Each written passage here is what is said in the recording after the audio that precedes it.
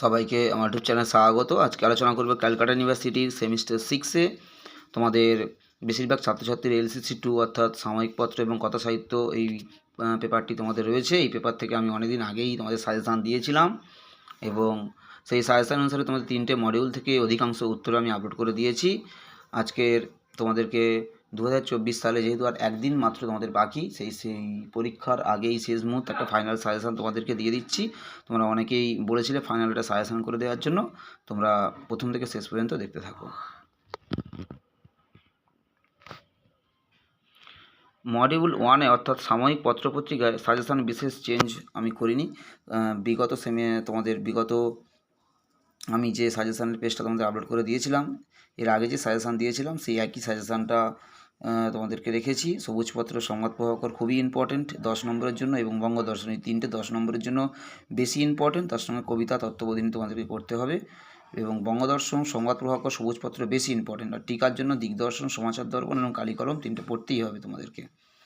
আচ্ছা, রজনী উপন্যাস থেকে তোমাদের মূলত যে 10 নম্বরের যে প্রশ্নগুলো থাকবে, তোমাদের একটা চরিত্র থেকে প্রশ্ন থাকবে 10 নম্বরের, এবং চরিত্র বাদ দিয়ে অন্য একটা প্রশ্ন থাকবে 10 নম্বরের। সেক্ষেত্রে চরিত্র হিসাবে তোমাদের সবচেয়ে বেশি ইম্পর্টেন্ট রজনী চরিত্র এবং শচীন্দ্র চরিত্র, এবং তার সঙ্গে যদি কেউ অমরনাথ চরিত্রটা আমি বড় করে মোটামুটি দিয়েছিলাম, একটু 5 নম্বর থেকেও বড় রয়েছে উত্তরটা।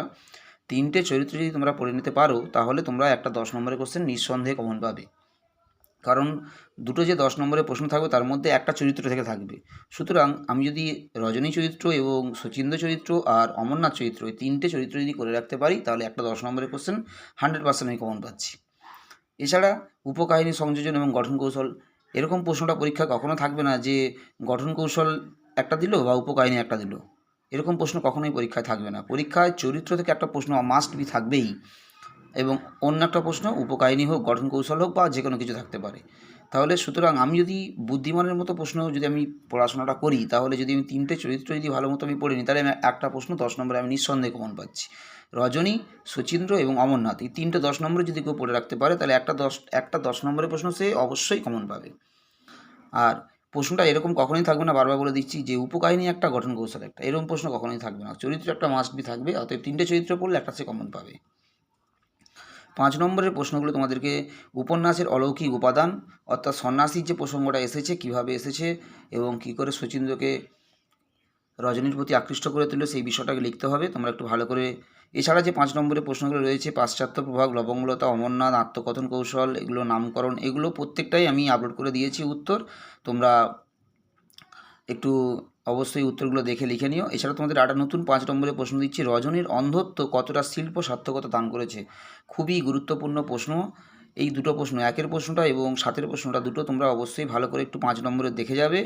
যারা 5 নম্বরের এই প্রশ্নের উত্তর দুটো করতে পারবে না, তোমরা অবশ্যই হোয়াটসঅ্যাপে মেসেজ করবে, আমি তোমাদেরকে এর উত্তরটা পাঠিয়ে দেবো। তোমরা অবশ্যই দেখে একটু চোখ বুলিয়ে যাবে এই প্রশ্ন দুটো, অলৌকিক উপাদান আর রজনীর অন্ধত্ব কতটা শিল্প সার্থকতা দান করেছে।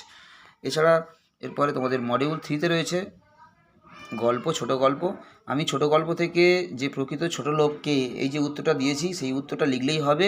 যদি নামকরণও আসে ওই একই উত্তর, শুধু সেক্ষেত্রে নামকরণের অংশটা তোমরা জুড়ে দেবে, যে নামকরণ শিল্প সাহিত্যে এই গল্পে নামকরণ অতি গুরুত্বপূর্ণ জিনিস, এবং নামকরণের ক্ষেত্রে শেক্সপিয়ার কি বলেছেন, নামে কি আসে যায়, মানে শেক্সপিয়ার নামকরণকে গুরুত্ব দেয়নি, এবং রবীন্দ্রনাথ নামকরণকে গুরুত্ব দিয়ে বলেছিলেন, নামকে যারা নামমাত্র মনে করে আমি তাদের দলের নই। এই লাইনগুলো লিখবে, এবং লিখবে যে নামকরণ সাধারণত 3 ধরনের হয়ে থাকে, চরিত্রকেন্দ্রিক, ঘটনা বা বিষয়কেন্দ্রিক, এবং ব্যঞ্জনাধর্মী।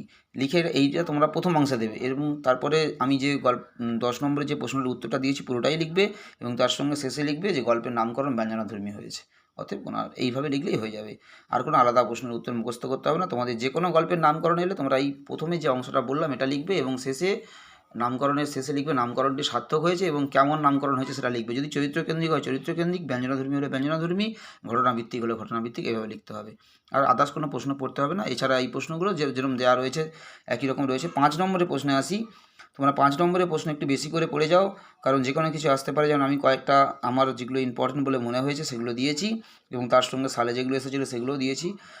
প্রকৃত ছোটো লোক কে ছিল, রিক্সাওয়ালা চরিত্র, এই দুটোর মধ্যে একটা আসার চান্স প্রচণ্ড রয়েছে। এবং চোর গল্পের প্রকৃত চোর কে ছিল, তার সঙ্গে মিন্টু এবং মদন চরিত্রটা আলাদা করে পড়ার দরকার নেই, গল্পটা সারসংক্ষেপ যদি জানা থাকে মিন্টু আর মদন সম্পর্কে তোমরা লিখতে পারবে। রেকর্ড গল্পে কিসের প্রতীক লিখে দিয়েছি, চোরাবাজার তোমাদেরকে আপলোড করে দিয়েছি, কফি হাউসের বর্ণনা আমি আপলোড করে দিয়েছি। দেবব্রত বাবু সম্পর্কে একটু জেনে যাবে তোমরা, কারণ শকুন্তলা চরিত্রটা আগের বছর এসে গেছিলো, তাই দেবব্রত বাবুটা একটু দেখে যাবে তোমরা। শকুন্তলার বাড়ির পরিবেশ খুবই ইম্পর্টেন্ট একটা প্রশ্ন, শকুন্তলার বাড়ির পরিবেশের বর্ণনা দাও। আদাব গল্পে মানবিক আবেদন, এবং আদাব গল্পে দুটো চরিত্রের মধ্যে মাঝির চরিত্রটা খুব গুরুত্বপূর্ণ। টোবাটেক সিংয়ের সীমান্ত এটা সালে এসেছিলো। এছাড়া এখান থেকে আরেকটা প্রশ্ন রয়েছে, পাগলা গারতের বর্ণনা, খুব ভালো প্রশ্ন। এবং টোবাটেক সিং কে ছিলেন, তার নাম কেন টোবাটেক সিং করা হয়েছিল, খুবই ইম্পর্টেন্ট প্রশ্ন। তোমরা এই প্রশ্নগুলো, টোবাটেক সিংয়ের সীমান্ত প্রশ্নটা যদি কেউ ভালো করে পড়ো, তার ভিতরে আমি উত্তরটা লিখে দিয়েছি যে টোবাটেক সিং কে ছিল এবং তার নামকরণের কারণ কি, এটা ওই প্রশ্নের ভিতরে আছে, একটু বুদ্ধি করে শুধু লিখলেই হয়ে যাবে। তোমাদের পাগলা গারতের বর্ণনা এটা একটু দেখে যাবে, খুব ভালো প্রশ্ন পাগলা গারতের বর্ণনা। এই প্রশ্নগুলো তোমাদেরকে দিলাম, আশা করছি এর মধ্যে তোমরা পরীক্ষায় কমন পেতে পারো। তোমরা এই প্রশ্নগুলোর উত্তর বেশিরভাগ আমি আপলোড করে দিয়েছি, এবং যে দুই একটা আমি আপলোড করিনি, যদি তোমরা সংগ্রহ করতে পারো বা জোগাড় করতে পারো ঠিক আছে, যদি না পারো হোয়াটসঅ্যাপে মেসেজ করবে, আমি চেষ্টা করবো উত্তরগুলো দিয়ে দেওয়ার জন্য। ইতিমধ্যেই অনেকে মেসেজ করেছে, আমি সবাইকে উত্তর দিতে পারিনি, তাই আমি প্রথমেই ক্ষমা চেয়ে নিয়েছি তোমাদের কাছে, কারণ অনেক ছাত্রছাত্রী মেসেজ করেছে হোয়াটসঅ্যাপে।